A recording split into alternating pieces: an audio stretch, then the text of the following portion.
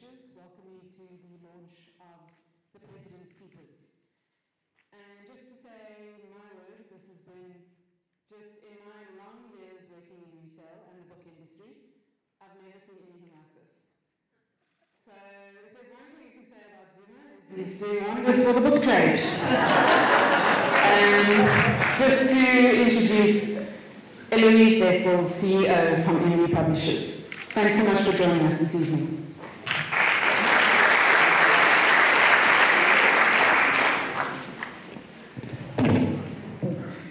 Good evening, ladies and gentlemen. On behalf of Enemy Publishers and its Tafelberg imprint, I welcome you to this historical event, the third major launch of a book that gained iconic status effectively within one day after publication. I do not use historical and iconic often or lightly ever. Turning and turning in the widening gyre, the falcon cannot hear the falconer. Things fall apart, the centre cannot hold. Mere anarchy is loosed upon the world. The blood-dimmed tide is loosed, and everywhere the ceremony of innocence is drowned. The best lack all conviction, while the worst are full of passionate intensity. W.B. Yeats's poem has been quoted so frequently and famously by South African leaders and politicians, and so regularly alluded to in articles and literature, that it has become something of a cliché. But the nature of a cliché is that it holds a certain truth, and also that it is so commonplace as to lose its impact. Venality, corruption, and gangsterism have likewise become so pervasive in our state and beloved country that it has become normal, and we have become inured to it. The abhorrent has lost its impact. What Jacques Pauw has done yet again, remember he's done this before, as he so aptly puts it himself. This is his third national service, is to pick out and lift up the horror, and to shine a light on it so brightly that not just our country, but the world is taking notice. On behalf of Enemy Publishers, I would like to thank you, Mervyn, and the Book Lounge for your unstinting support of not only our books, not only this book, but especially of freedom of speech in this country. On behalf of the country, I would like to thank you, Jacques, and your wife Sam, who's here tonight, for the many sacrifices and for not lacking conviction. Jacques, you have written, we will read. You have spoken, we will listen. I dedicate to you Will Stone's two-liner poem that he wrote for his mentor, the revered and renowned writer Max Seebold. For you, at least, there is no oblivion. The ink is dry. Ladies and gentlemen, Jacques Pauw is going to be in conversation with Glynnis Breytenbach. Glynnis Breytenbach is a former top prosecutor of the National Prosecuting Authority of South Africa and a member of Parliament for the Democratic Alliance. She is South Africa's Shadow Minister of Justice. She recently published her own book, Rule of Law, in which she provides personal commentary on the evolution and importance of an independent judiciary in South Africa and explains why the rule of law is critical to the foundation and future of this country. Thank you. Enjoy the evening.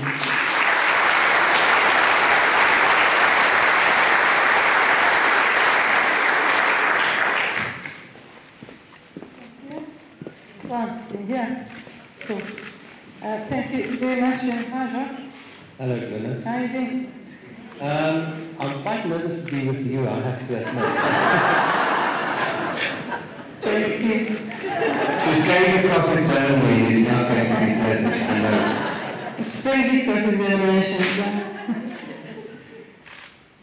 Despite the very comprehensive introduction, I must say, Jacques, that your pedigree in journalism and literature and film really needs no introduction. You've done all the hard things. You've exposed all the horrors. You've explained all the horrors. And then you retired to Rebecca's Castile to become an innkeeper. So why this book? Well, because I think I have an itch in me, and that itch is called journalism. And I think once it invades your being, it doesn't go away again. So I was very happy cooking in the kitchen, and Glynnis has been there. We had some good times at Breytenbach. Anyway, so I was cooking away, and then in December 2015, Jacob Zuma fired Praveen Gordon and he appointed Des van Rooyen for his weekend stint or whatever it was. And it kind of drove me mad. You know, suddenly I was on the internet and I was reading about this, and because when I left journalism at the end of 2014, the country was kind of intact. Not quite, but it wasn't completely falling apart. And then suddenly in December 2015 it started falling apart. Soon after that we started seeing the real horror of the Gupta service. When it started emerging that state capture goes far deeper than what we had ever envisaged. And I sat in Rebecca's Castile and I started talking to my friend Max de Pre, who said to me, listen, we have to start writing this. Now, the idea for this book was already born then. When he said to me, and we discussed this, when he said to me, you have to write a book about the people behind Zuma. Those that keep him in power and keep him out of prison. And that's really where the idea for this book was born. But I didn't have everything to go on. You can't just sit down one day and start writing a non-fiction book. And then I got that phone call in December last year, December 2016, that said to me, I have information about corruption in state security. I have some stuff you can look at. And there's a man in Moscow in Russia that can tell you more. And a few days later I was on a plane to Moscow, and this is where this book started. Now when I started writing this book, I didn't know how much I was going to get. I didn't know how prepared people would be to talk to me. And I think somewhere in the book I say this was like a pomegranate that I broke open and the pips just started falling out. The pips of corruption and patronage and money laundering. It just started coming out. There was so much, and I still think I've only touched the tip of the iceberg. There's so much more to discover and to investigate. But we wanted to get this book out in 2017. We wanted to get it out before the ANC elective conference. And Jill, my publisher, is sitting over there. She said to me in the beginning, do you think you can make 90,000 words? Because you know, sometimes authors write 60,000 words, and then the publisher sort of stretch it over the pages, and in the end it's still sort of like a 200+ page book. And she said, can you make 90,000? And I said, I'll try. And then I got to a point where I said to her, listen, now we're on 100,000. And she said to me, you have to stop now. I said to her, just give me another week or 10 days. And then I got to 110,000 words. And then she said to me, it's fine, we're going to publish now. So I don't think the book is complete. I would love someone, because I'm not going to write another one. I would love someone to take this investigation further, and my wife won't allow me to write another one. Anyway, I can see her sort of smiling over there. Anyway, so I think there's much more to discover. There's much more to investigate. Well, perhaps you should just give you time to think about that, the second book. We will discuss it over brandy and coke in Rebecca's Castile. Many brandies, many cokes. It's a deal. So, you refer to the fellow in Russia who's Paul Walker as the spy in the car. You hadn't met him before? No, I've just had his name and an email address. And he agreed to see you when you contacted him? Yes. So that first meeting, What was it like? You've never been to Russia before? No, you know, and throughout my journey, and I've been to many places, but I haven't been to Russia. And throughout my journalism career, I've always tried to get to Russia because it's such an iconic place. And yeah, I had an opportunity to go and look for a spy in Moscow, which made it even better. Now, in my haste to get to Russia, I never thought about the weather even. And I landed in the middle of winter in Russia, and it was snowing, and it was so cold, and I wasn't quite prepared for it. You know, there's an art of walking in the snow, for example, and the Russians just walk in the snow. People like me sort of stumble around in the snow. It was very, and you can't read anything in Moscow because everything is in Russian. You know, so I remember when I finally made contact with Pauw, and he agreed to see me, we now had to find a meeting place. You can't say to someone, and he can't read Russian either, and you can't say to someone, meet me in bar so-and-so, or in this restaurant, or in this coffee shop, because you can't read the names, because it's in Russian acrylic, you just can't read it. So anyway, we met in the middle of a metro station in Moscow. And these metro stations, each of them is a work of art. They come from the Stalinist era, and they're like underground art museums. And I remember meeting him sort of in the middle of a platform in Moscow.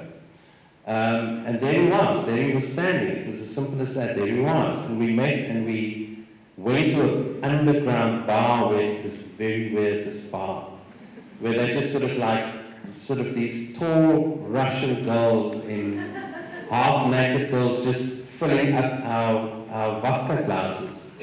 And that's where I met him the first time, and it was like... And one of the reasons why I went to Moscow was because I decided up front that I don't want to write a book that's packed with facts. Because very often you get a book, especially when journalists write a book, that is just sort of like, it's too dense, there's too much. And I wanted to use Russia, and I wanted to use Moscow as kind of an introduction to the book, because it is such an extraordinary place. Well, it made for a very captivating introduction. Yes. And it's sort of like a James Bond movie. Yeah, and absolutely. The way you describe it is exactly how you would imagine Daniel Craig. Don't flatter yourself. Thanks for that. Don't flatter yourself. Sort of meeting up with someone, but were you excited at the prospect of meeting anyone? You'd written about Pan before, and quite previously, and actually South Africa took very little notice. Very little, you know. And lots of people don't realize that before I left journalism at the end of 2014, I already started writing about the fraud and corruption in state security. But then, of course, Arthur Fraser wasn't the Director General of State Security. He was a Deputy Director General, but he resigned in 2011 or 2012. He resigned. So when I wrote my story in City Press in 2014, very few people took notice. But I had kept some of the documentation. I still had some contacts. And, fine enough. And by the time I went to Russia, remember that Arthur Fraser, who was the head of this PAN project that swallowed R1 billion of taxpayers' money, that he was then appointed inexplicably as the Director General of State Security. And that was the reason why I really went after him, is how can this man be our spy boss? But now we know how he can be our spy boss. Yeah, I mean, he was responsible, or probably responsible, and that's not me that says it. It was published, for example, in the Mail and Guardian, that he was the man who gave the spy tapes, the very notorious spy tapes, to Jacob Zuma. And thereby he armored himself, and that's why the fraud and corruption that he committed was simply swept under the carpet. And that's why Zuma appointed him as the as the Director General. And then what I subsequently discovered is that all the law enforcement agencies had the same pattern. You know, our President has enormous powers, which is a serious flaw in our Constitution, in that he appoints the most senior civil servants. It's his choice. And what I subsequently discovered is that all the heads of the law enforcement agencies were appointed in a similar fashion, not because of their expertise or their experience, but because of their cronyism to Zuma, because of their relationship with Jacob Zuma. So their job is really just to hold up the House of Cards? Their job is simply to keep the President, his family and his cronies out of trouble. And in a lot of money. Oh, absolutely, absolutely. You know, I concentrated on only the law enforcement agencies. When I wrote this book, I decided I don't want to touch on the Guptas, for example. But, you know, their tentacles are so vast that I came across, I mean, they are part of my book, and they are in the book. But I concentrated on the law enforcement agencies. I don't even concentrate on the Gupta emails, for example. And I think it's important to remember that this book is only part of a mountain of evidence against Jacob Zuma. It's not the only evidence against Zuma, it's part of a mountain of evidence. Starting with, for example, the Gupta emails. And in the last sort of year or so, there's a whole series of books, of which Glynnis has written one. But there's also the books of people like Johan Boysen and Ronnie Castrol's and Adrian Besson and people like that. There's a mountain of evidence against Zuma. This is only part of it. Well, this is only part of it, yes, but it's a very important part, because this is sort of the tipping point, I think. It reveals so much, and it's so very important for everybody to know that where we were sort of teaching on the edge, we're now seeing them going on a serious downward trajectory. When I started writing this book, I didn't know what I was going to discover. I didn't know how deep the rot went. And as I say, I would have liked to have investigated even more. But I think what my book shows is that South Africa has entered the realm of the gangster state. That we either already, and I like to be more positive and say we're on the brink of becoming a criminal state. A state where there's no law enforcement. A state where we've lost the ability to hunt down organized criminals and people in high places that have committed crimes. And I think this is what this book shows, is how dangerously close we are to becoming a failed democracy. Because if we can't enforce law and order, we've lost it. There's nothing left. What else do we do? And we have virtually lost that ability. If you think about, and I've just spoken about the mountain of evidence we have, nobody's doing anything. Where's the investigations? Where's the prosecutions? Glynnis, you know, there was at some point, Sean the Sheep Abrams said that it's very difficult to investigate this, and he had a whole sort of like, sketched a whole scenario about how difficult and virtually impossible it is. And then Glynnis wrote a piece where she said to him, Mr. Abrams, let me tell you how you prosecute these people. But of course the problem is that the law enforcement agencies have been purged. Very, very competent, very skillful, very dedicated servants have been driven out of the law enforcement agencies. And I mentioned some of them in my book. It's not all of them. Some of them in my book, of which Glynnis is one, have been driven out of the law enforcement agencies. The people are simply not there. An institution like SARS has lost its investigative capability. They can't go after the likes of Radovan Kretscher and Lolly Jackson and Glenn Agliati anymore.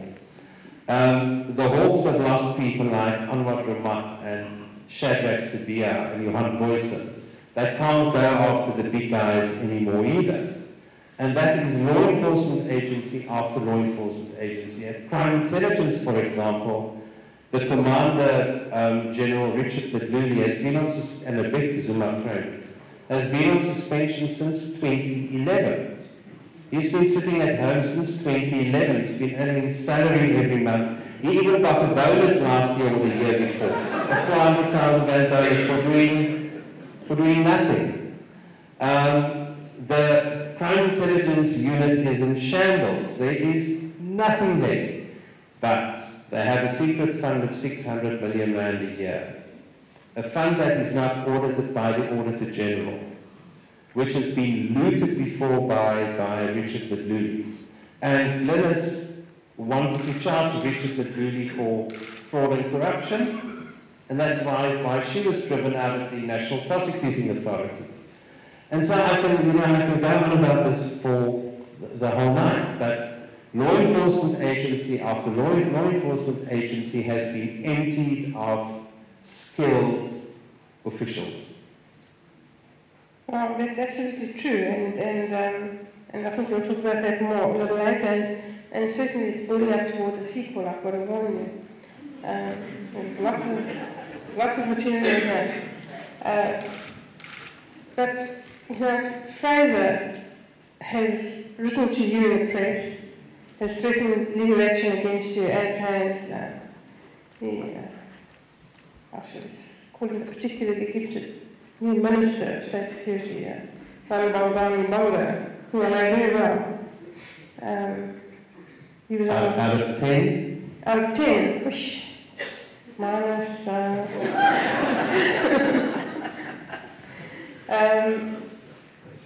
And they've accused you of leaking confidential state information, which of course you haven't done.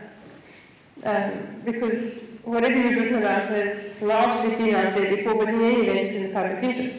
But Fraser, by handing over the spy tapes, that was confidential state information. He handed it to, we presume, Michael Hulley. He's never been asked how he got it. He's never been charged for possessing it. Fraser has never been asked how it came about that he handed it over. None of those people have... It's a very good point. Thank you for that. That's a pleasure anytime. He must spend time on the way. So, you know, it's a bit of a joke that he has achieved. I've always had the principle as a journalist that you can't use a law or you can't use legislation to hide a crime, which is what they're doing in this case. You know, instead of investigating Fraser and his cronies, now they're investigating me. For what? For doing what? For revealing the crime. You know, it happened in the apartheid years where they would shoot the messenger and they never addressed the illness. And it's happening once again. Instead, I mean, there is so much to investigate about the fraud and corruption in state security. And the evidence is there. Listen, the evidence is all there. I can present them with evidence already. I can give them a good kickstart where they can start to investigate South Africa's spy boss, him and his cronies. Yet, what are they doing? They're investigating me. Which I think is, you know, I'm not surprised. I knew beforehand that they would probably do that. I thought they would do it earlier. You know, they waited 5 days, and then they said, and then we got this letter. Now, I still want to frame that letter. And every time I have a bad day, I want to go and read that letter just to perk me up again. Is they sent me this letter from this firm of attorneys that says, okay, you and your publishers now have to remove the book from the shelves. We give you 5 days, and then we will bring an urgent application to remove the book. Now, I mean, how urgent can it be? You don't have to be a lawyer to know that it can't be that urgent. But then sort of after the 5 days expired, they somehow send a letter to the man who had edited the book. Because in the front of the book, it says edited by Russell Martin. Russell Martin is a retired gentleman who edited the book. He had nothing to do with publishing the book. They wrote a letter to him and then they gave us another 2 days. And I saw sort of like 2 days ago, they said they're still considering bringing this urgent application. So I don't know. I mean, you're a lawyer. I mean, it was just bizarre. No, bizarre it is, but I mean, you complied. You did remove the books from the shelves within 5 days. They just sold out. There was nothing left. So, what did they got to complain about? To comply with the order? After receiving the letter, there was nothing left. It doesn't surprise me that the particularly gifted Bongo would write that type of letter. But it's such an indictment of the quality of service at the moment. There is no service at the moment. No. But, you know, when Bongo was first confronted with this book, he said on Jacques News, when the news broke that he'd received this letter, Bongo said, he doesn't know anything about a book, and he doesn't know anything about a letter. Now I know he doesn't know anything about a book. But by the evening he'd been briefed, presumably by, you know, the puppet master, McLaughlin. And then he said, no, this was very serious and we'd leaked state secret information and they were going to... No, I mean, their strategy has been appalling. The same with the revenue service, with SARS. Now, I do terribly defame Tom Moyani. But what I do is what I publish is true and it's in the public interest. So it can't really be defamation, but I do defame him. So they also... You insult him, you don't defame him. No, insult him. I mean, yeah, absolutely. Anyway, so we got a letter from them saying they're going to charge us with the Tax Administration Act. He says, first of all, he says, it's all nonsense. But then he says, we're going to charge you for revealing confidential taxpayers' information. Now, any person with more than one brain cell would know that if I had revealed taxpayers' information, like he says, it has to be true. So you can't say to somebody, it's nonsense what you've written, and therefore you've broken the law, because that doesn't make sense. If it's nonsense, I couldn't have broken the law. Then I haven't revealed any confidential taxpayers' information. And this is the quality of legal advice they receive. And now after that, I could understand why SARS has had a shortfall of 50, why they are going to have a 50 billion rand shortfall this year, and why they had a 30 billion rand shortfall last year.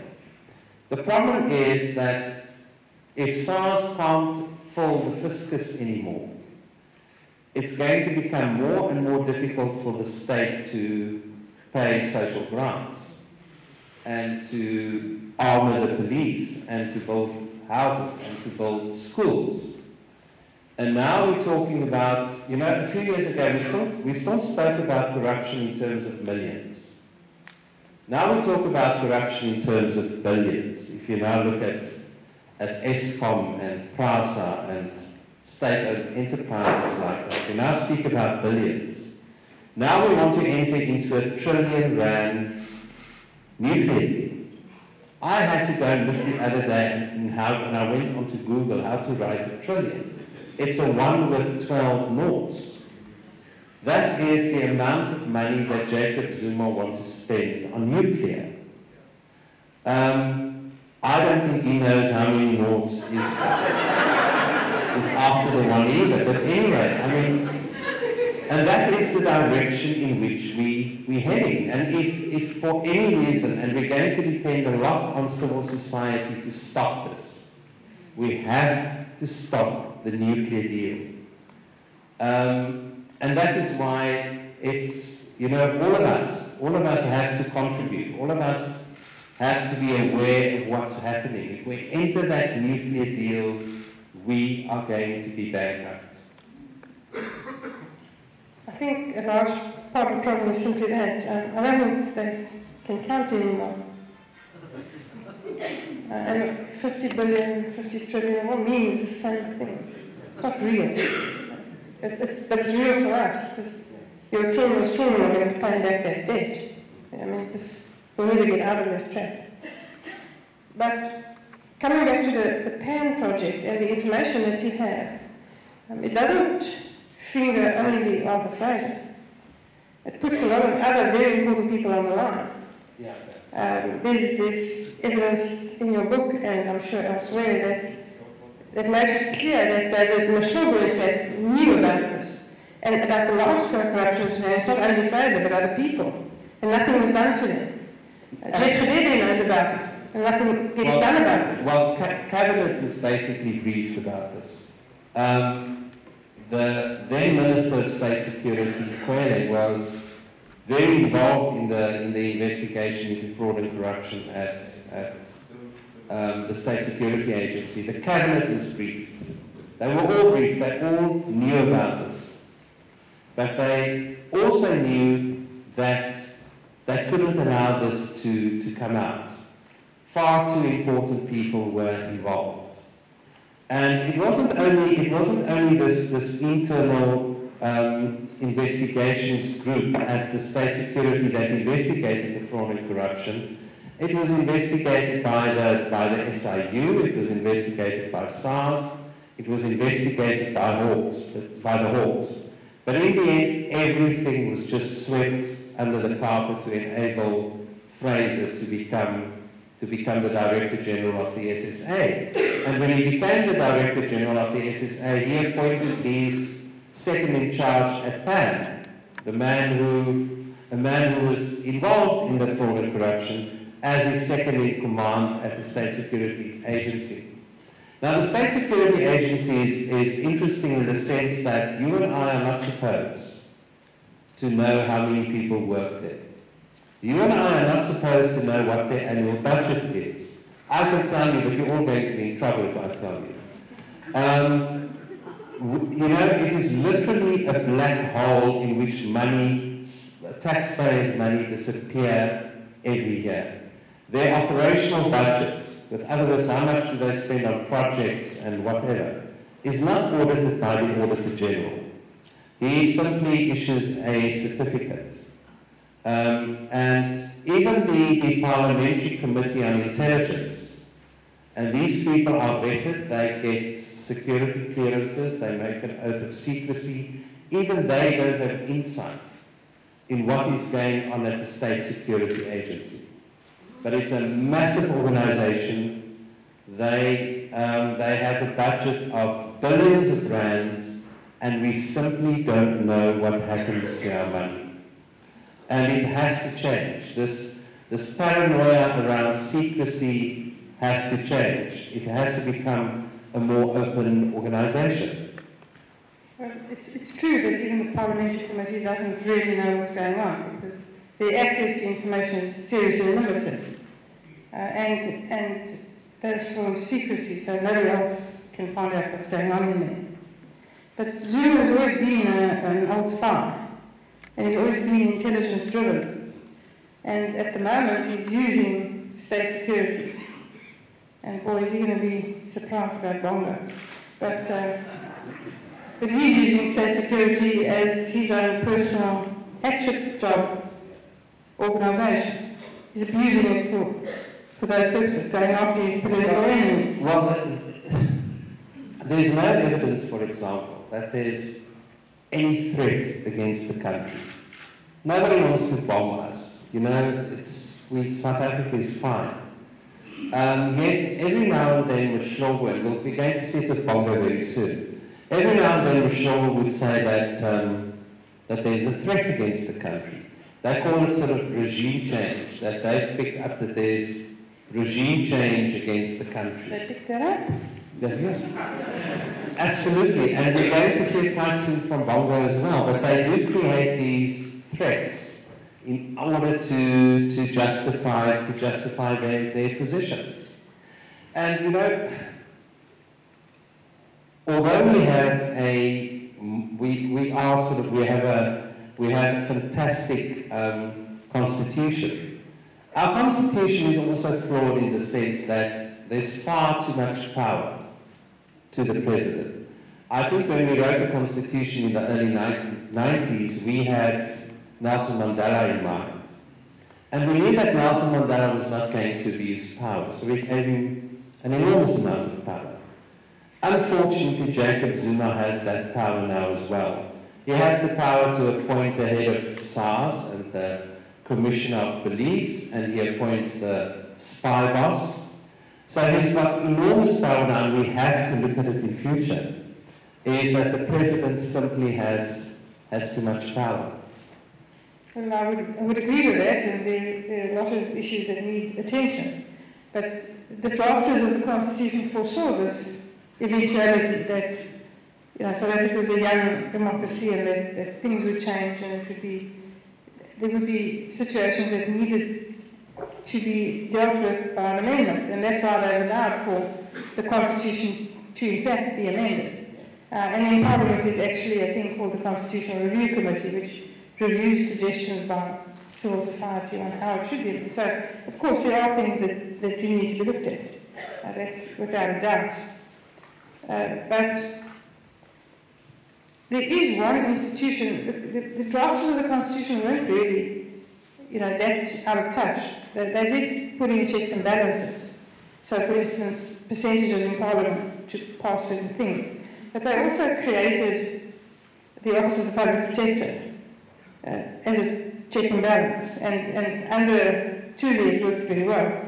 Less well currently, but the young lady's suing me, so I can't say too much about that. But this is, of course, all if Parliament does their job, which they're not always doing. I mean, they've started recently with the SABC and now with ESCOM, for example. They have started doing what they're supposed to do, but for very long they've allowed things to happen. Oh, that's quite true. Parliament has been less than effective.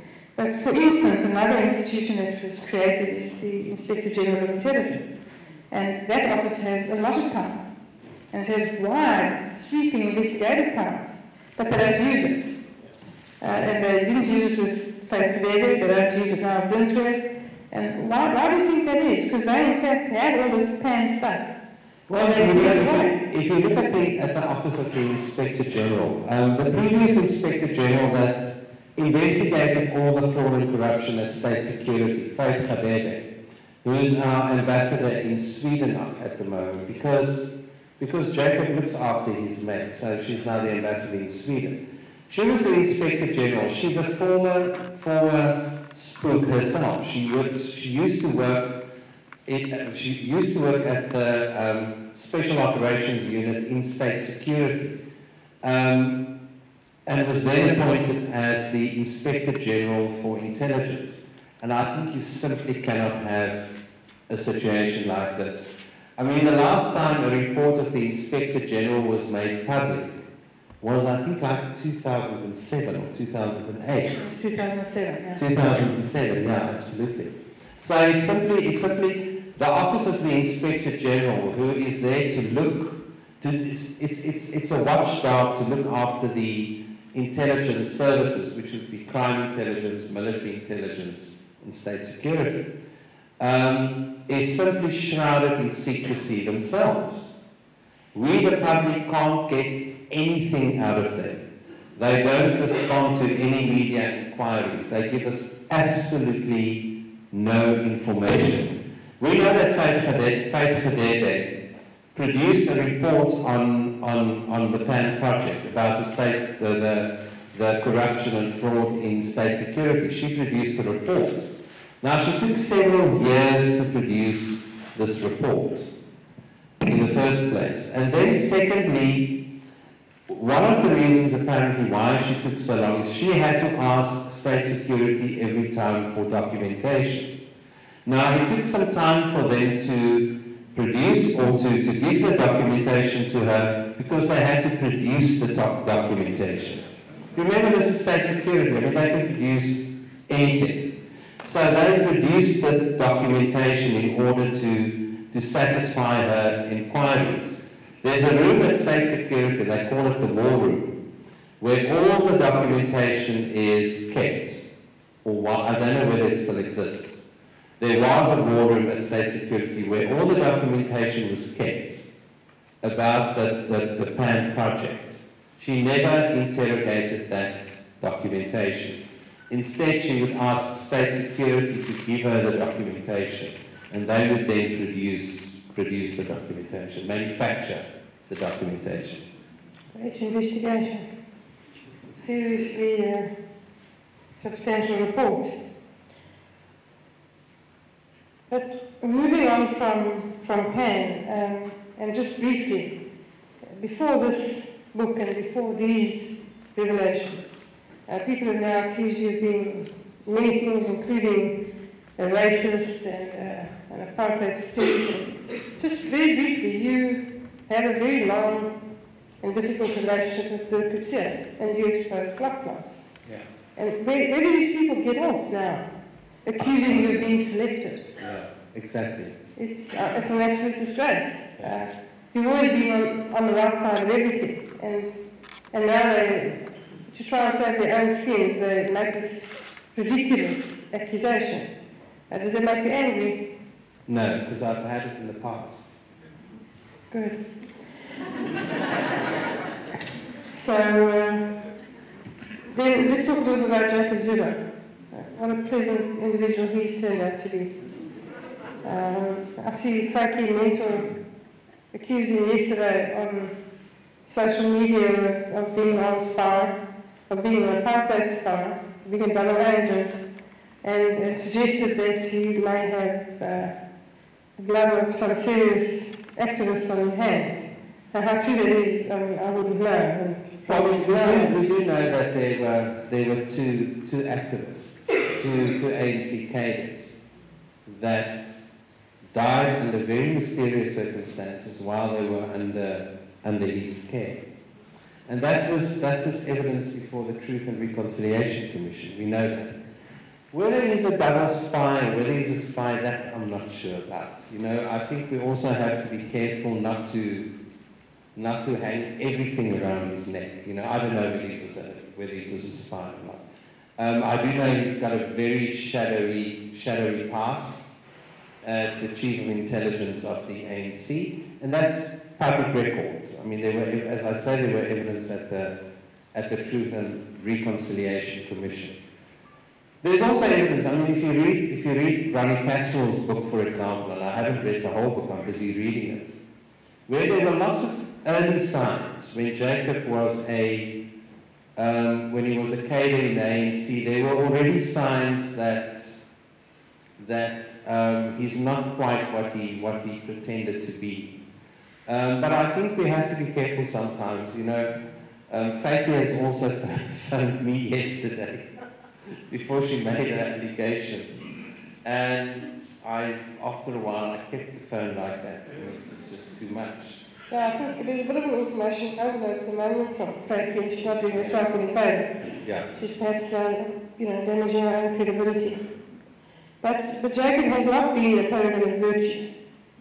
I mean, we know about the corruption charges, the mutually symbiotic relationship with Shabir Sheikh, and now it's been repeated with a good person. He's been a corrupt man for a very long time. He has. You know, and the thing is, if you so desperately need money, you probably open yourself for fraud and corruption. You know, he came back from exile, and I think he was one of the first who came back. He already came back, I think, in 1991. Came back early. And he came back to nothing. I know he didn't have anything. And he had, and this is an understatement, he had a growing family. You know, All you had was growing, apparently.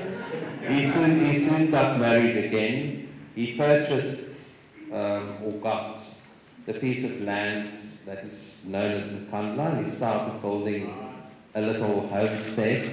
So the man needed money. And what is astonishing, if you read about his financial history, is that besides the fact that he got all this money from Sheikh and Jacob Zuma, Nelson Mandela gave him R1 million, and there were other benefactors like Vivian Reddy and whoever.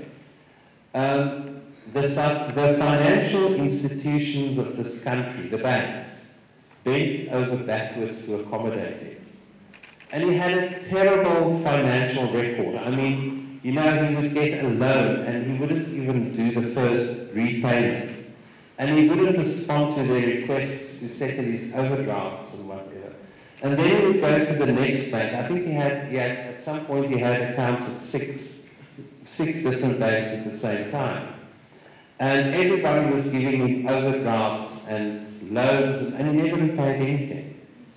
And it's already clear, and this is all very well documented, that this man was unable in any way to conduct his own financial affairs, never mind the financial affairs of the Republic.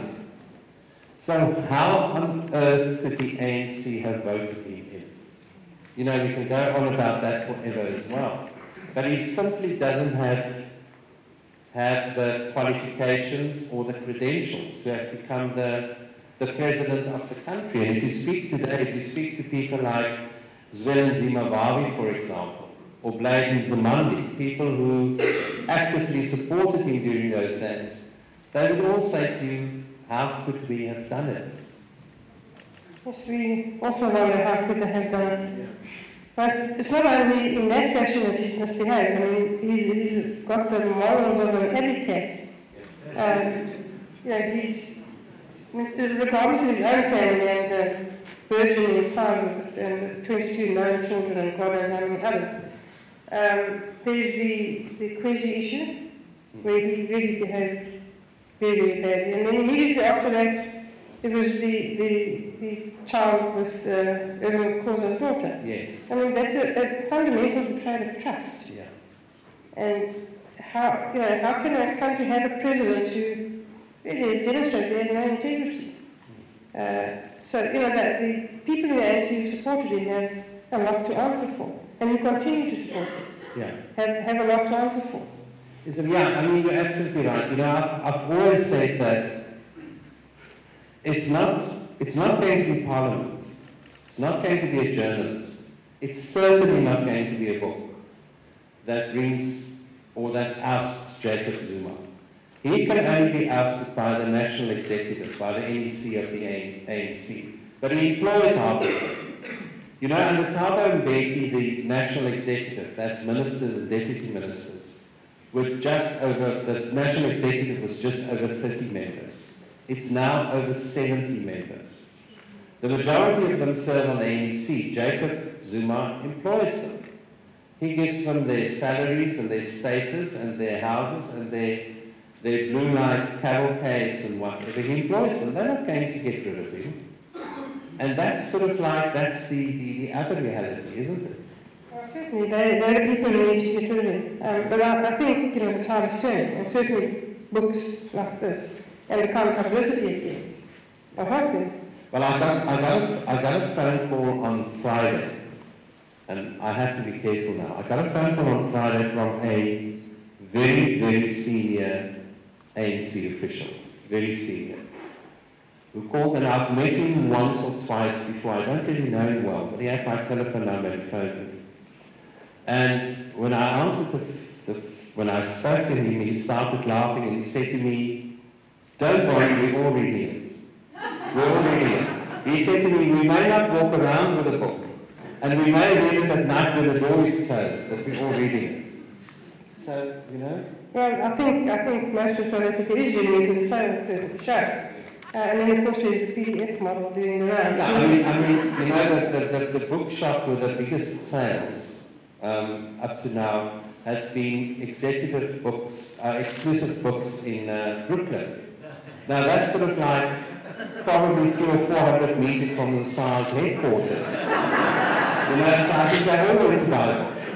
I'm sure they did. It's also, you know, very close to where the cabinet resides. And I'm sure they're all doing weekend reading as well. But talking about SARS, you know, there's the Sunday Times saga, which was, I think, a disgraceful period in journalism, and I'd like your views on that. And then the lives that they've destroyed as a result. People like Ivan Pillay, Praveen Gordon, Pete Richer, Pete van Loffenberg, their lives are in fact destroyed. They can never get it back. Money can't fix it. I mean, there's this pattern, and you've been through it. I mean, there's still charges against you, isn't there? Yeah, but they're spurious and we're going is that what they would do is they will find something, they did it in the SARS case, where there was a strategy, and I'm not even, it would take too long to tell you the whole story, but if you read the book, there was a strategy to rid SARS of the top executives.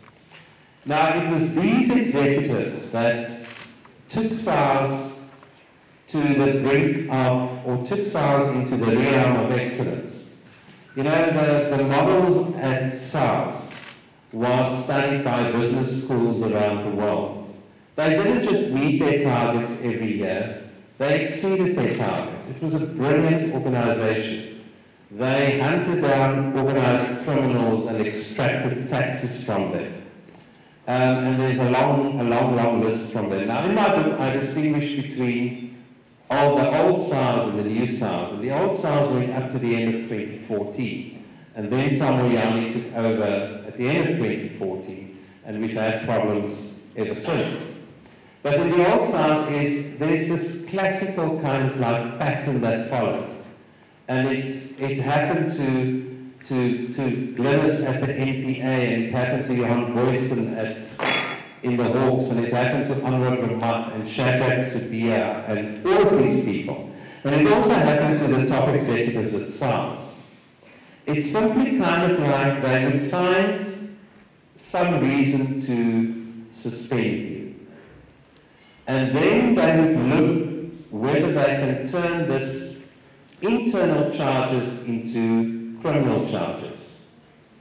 And they would simply keep you suspended and they would wear you out. If you take the case of Johan Boyson, for example, who's a brilliant policeman, is the last 5 years of his police career, he was suspended. Every time he would beat a charge, they would find another reason to suspend him. For example, one of the reasons why he was suspended was police commanders can motivate for a reward for their men when they did something really good. So he motivated, he wrote a letter to the head of the Hawks, who was then Glynnis, who was a notorious character. Anyway, he wrote a letter to Glynnis to motivate for a reward for his men. For a financial reward for his men. And then the police claimed that he had exaggerated the performance of his men in this letter. And they charged him internally with fraud. The next moment, 12 members of the tactical response team, dressed in battle gear, arrived at his office with R5 rifles and cuffed him and took him to a police station where he was processed. And this is what they've done with what they perceive to be their enemies, to people like Glynnis, people like Boyson, people like Sabia. I mean, there's a long list of people. That's what they did to the top executives at SARS as well. And in order to do this, they invented something that is called the SARS Rogue Unit Saga. And many of you, I think most of you would know what I'm talking about, is that they created this illusion that some of the investigative units at SARS spied on Jacob Zuma, they had a brothel, those kind of things. To the extent that these people were suspended, they were finally driven out. And the whole top executive of SARS was purged. Within a year of Moyane taking over, SARS lost 56 senior managers. You can't get that expertise back again. You can't just start investigative units again. That expertise, that skill is absolutely lost. Glynnis's expertise at the NPA is lost. She was the head of the Serious Economic Crimes Unit in Pretoria. That expertise is lost. She's gone.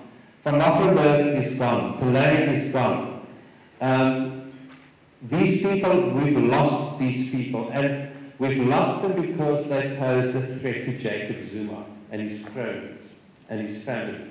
Each and every one of them. You can take each and every one and you can say, that's the pose he or she, that's the threat he or she posed to Jacob Zuma. All of them. Ivan Pauw posed a threat to Jacob Zuma because he wasn't submitting his tax returns and there were payments that he didn't want to declare. And Pauw had to go. Van Nochenberg had to go because he was investigating cronies. Johan Boysen had to go because he was investigating a crony, Toshin Pandey. She wanted to charge Richard Mdluli. Anwar Ramat and Shadrach Sabia had to go because they were investigating Richard Mdluli. And I can go on and on and on and on. And we've lost this. We've lost this expertise. It's gone. We're never going to have it again. And look at the law enforcement agencies today. They've been gutted. There is very, very little left. And people are still leaving. People are still leaving the law enforcement agencies. Speak to any relatively senior policeman today and ask him what is the state of the police. It's terrible. Well, that's all true, but it can be turned around. And it will be turned around. It's going to take a lot of hard work. And you know, we can get rid of Jacob Zuma tomorrow. The state of the police is not going to improve instantly. But we have to start. I mean, of course it can be turned around. Because the expertise is still out there. I mean, we might get it back. But we certainly can't allow this to progress any further. And I've always said there's three things standing between us and becoming a complete criminal state. The one is the courts, and they have been brilliant. The second is the media. And the third is civil society. That's me and you. We can't allow things to go on like that. And I suppose there's the fourth one, and that's Parliament, where you sit. And there is signs that Parliament is starting to do their oversight duty. So let's hope that improves as well. Yes, well, Parliament has improved somewhat, but really the issue is civil society. People need to understand the power of their vote. You get the government that you vote for. And that's where the turnaround has to come. And really, I mean, I guess we have to start wrapping up, but one can't overstate how much a book like this helps that process in the turnaround. So before we wrap it up, you know, Sam, your wife is here, and I'm sure there's something you'd like to say to her. And now's your chance, because a long drive back to Rubik is still. You know, Sam has always said to me, and I think this is the fourth book I've wrote with her, and she's always said to me that the loneliest times of her life has been when I write books, because I sit in my little corner, and that's all I'm interested in is my book. And she always says to me, this is the loneliest time of her life. And she said to me, this was even lonelier than before. And all I can say to her is, but at least then I don't irritate you. At least I'm just sort of like then quiet in my little corner. But I mean, Sam has played an enormous part in this book, you know. When I left for Moscow, it was the middle of December. And I had a restaurant, a bar, and a guest house. It was the middle of season. You know, we were packed. It was full of people. And off I went to Russia and I said, goodbye, I'm now going to look for a spy in Moscow.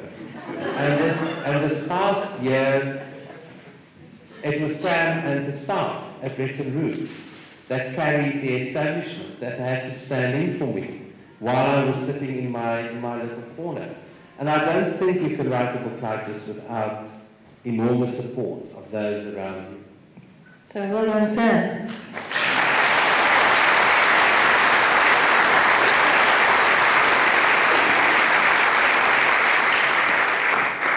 And then, Jacques, to wrap up, in your book you say that your mother always wondered when you were going to get a real job. I think she would have thought that this was a real job. You know, if my mother was still alive. Now, my mother died when I wrote book number 4, which was a novel, because I went on a sabbatical. I decided I'm not going to work for 3 months, and I'm going to travel. And then the 3 months became 2 years, but anyway. And I wrote this novel because I had to keep myself busy, and I wrote a novel.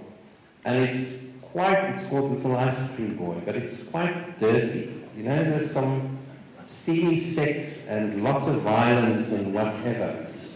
Anyway, you know, at some point my publishers, it was Penguin, said to me, but I have to tone it down a bit. It's getting a bit much. And I remember I sat with a book on my computer. You know, you can do a word count and you can search things and whatever. And I searched the word fuck off. And it was like 450 times in the book. So I made it like 350 times. But anyway, so my mother died while I was writing this book. And I remember, not long before she died, I took her the first few chapters to read. And she read probably like 5 or 6 pages. Because if I remember correctly, the book starts in prison and there's a rape scene and whatever. But anyway. And she wrote it and she put it down. She said to me, you must write this under a pseudonym. You have to find another name. You can't publish this under your own name. Yes. I think now Jacques and I would have been very, very proud of you, as we all are. Well, she always wanted me to find a proper job. I think this is a proper job. I think she would be proud of you. I think you're very, very brave. I think you're very courageous. I think Sam's very courageous. And I think your publisher is very courageous. The publisher is very courageous. For having published this book and stood by you. You know, I've always thought about Tafelberg as publishing cookbooks. Because, I mean, like, you know, my mother was a great fan of Annette Riemann's Wendrecepte. Now, I've always thought, and I'm going to say a terrible thing now, I've always thought that Annette Riemann, with all her good qualities, has actually destroyed Afrikaans cooking. Because my mother would suddenly start cooking with brown onion soup. And we were eating chicken cooked in liquid food, things like that. It made no sense to me, but anyway. So I always thought of Tafelberg and Annette Riemann. And I don't even know whether she was published by Annette, it was that kind of. And then came Jill Moody, and I signed a contract to write this book.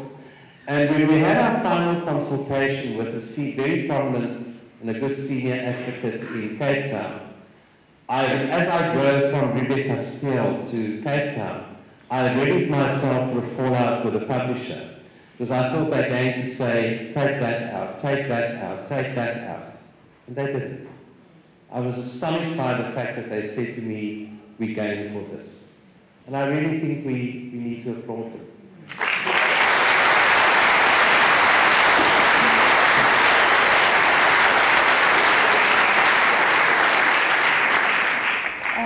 That's very generous of you that you think we need to applaud him, and I agree.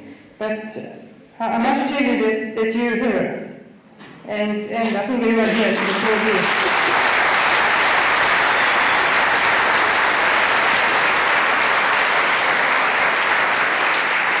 And I regard Glynnis as a hero as well.